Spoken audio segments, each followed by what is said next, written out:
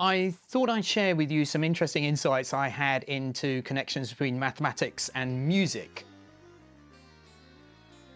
Lots of people have talked about those connections. The idea about the notes that we use to play music have very mathematical basis. You know, going right back to Pythagoras' discoveries, whole number ratios determine the kind of notes that we find harmonic. Rhythm clearly has a lot of mathematics in it. In fact, the Fibonacci numbers were discovered not by mathematicians. Fibonacci, no, not at all, actually discovered by Indian musicians because it counts the number of rhythms you can make out of long and short beats. But I wanted to talk about something a little bit more conceptual and a use of mathematics in a cunning way to make composition, and actually almost like a shortcut to composition. A mathematician's favourite composer, top of the list probably comes Bach, because of this idea that Bach uses a lot of mathematical tricks as a way of generating music. So his music is highly complex, but actually at its heart are the use of mathematics as a kind of shortcut to generate extraordinary complex music. Indeed, so much so that some of his music he writes almost as little puzzles for the player to kind of unravel. And these puzzles are a bit like code. In fact, I would almost call Bach the first computer coder, because he's got little algorithms that he uses in his music, which the player has to somehow understand and expand into the complex sound world that Bach creates. So you see this in musical offerings. So the musical offering is actually a lot of variations on a theme that a king played to him, and he then improvised on these ideas. But he then went away and wrote these lovely little pieces of music based on this theme, but he used kind of mathematics to generate the music. Let me show you an example of one. This is one called the Crab Canon. So this is actually, interestingly, I got this the wrong way around. This is in fact how Bach wrote the music. And it looks like just one line of music where you'd just be playing this piece of music.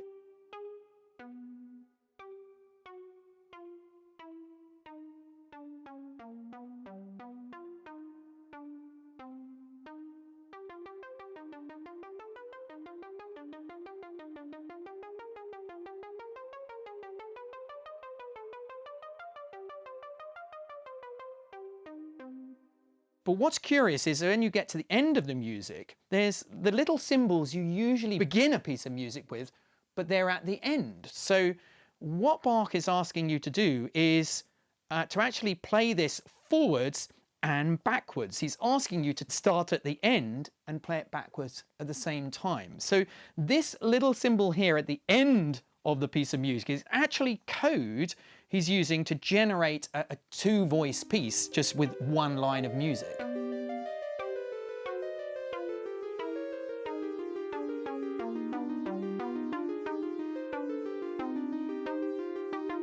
Here we see sort of symmetry, playing the two together to generate music.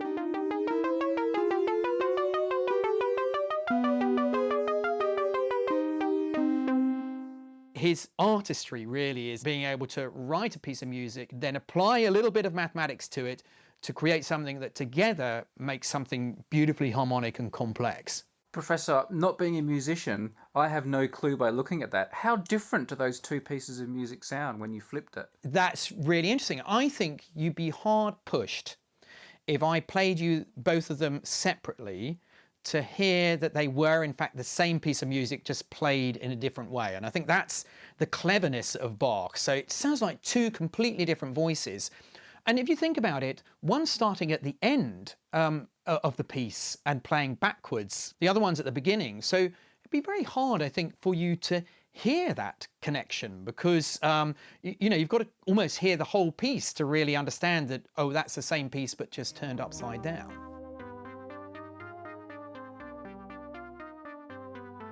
You know, if you just randomly write a tune, turn it upside down and play it together, it's not going to sound good. So the art of doing this is to find something that will work where you do these kind of symmetrical tricks to generate a piece.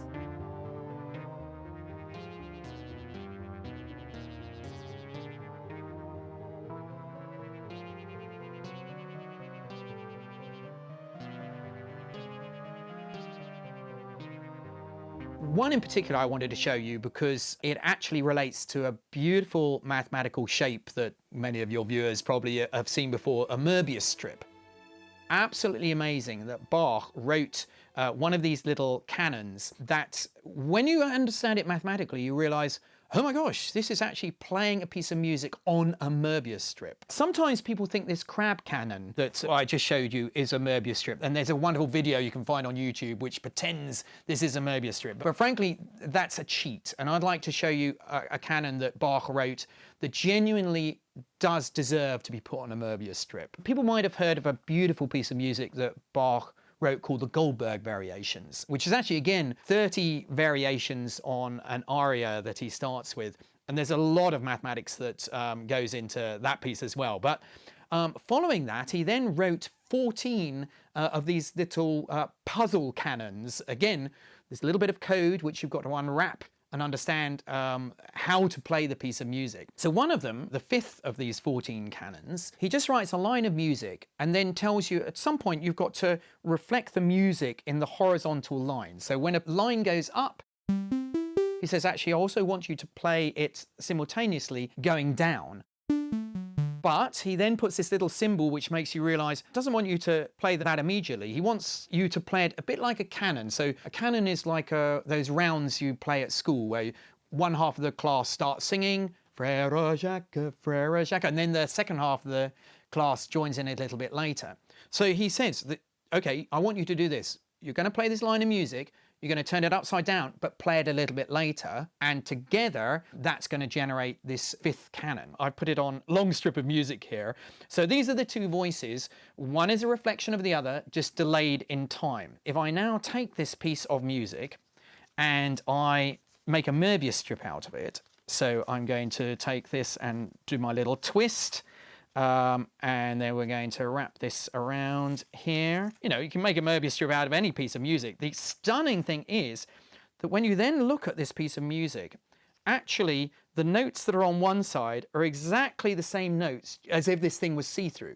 And in fact, I've prepared one for you earlier on a piece of plastic paper. So you're going to play this by running round the Möbius strip. So you will start on one side and you will go through, but when you get to the other side, you're reading the reflection of the piece.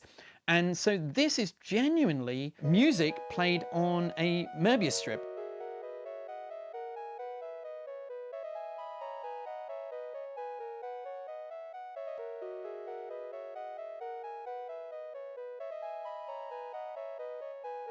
Bach's genius is to find something that just sounds beautiful when these the one side of the Möbius strip is played together. You know, it shows why Bach's contemporary Mitzler really was right when he said that Bach's music is the process of sounding mathematics. And here we're hearing the sound of this Möbius strip with this fifth canon.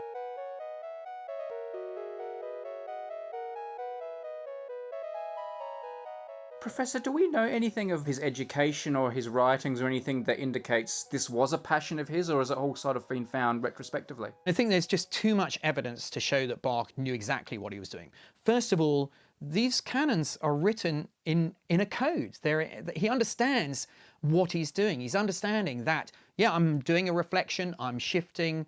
You know, these are symmetrical moves that you see made, you know, like on walls of the Alhambra. Symmetry is all about these moves, reflection, glides. So it's clear that Bach knew what he was doing. Also, if you go to something like the Goldberg Variations, there's just so much structure in there that you can't just randomly come across. For example, in the variations, he makes sure that all the different combinations of rhythms that are possible are realized in some of the canons. You know, you can break a bar up into 2 beats, 3 beats, or 4 beats, and each beat might be quavers, triplets, or semiquavers. He realizes there are kind of 9 different combinations you can do of those 3 things and 3 things. You can't just realize that randomly. So there's a lot of evidence. And in fact, at the time, Bach and his contemporaries set up a society. It was called the Society for Correspondence in the Musical Sciences, or something like that. It was a collection of people coming together to talk about the ideas of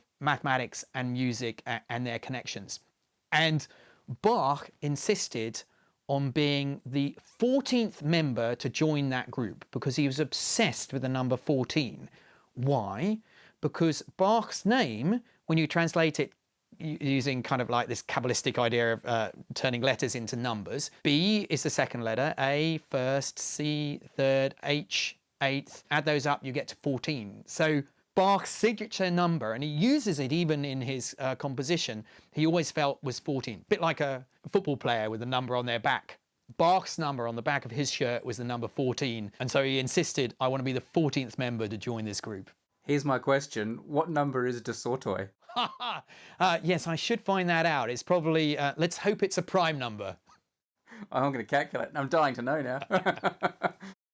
Make sure you see the video description for more videos and a podcast with Marcus Du Sautoy. There will also be links to his latest books, details of his performances, and plenty of other useful information.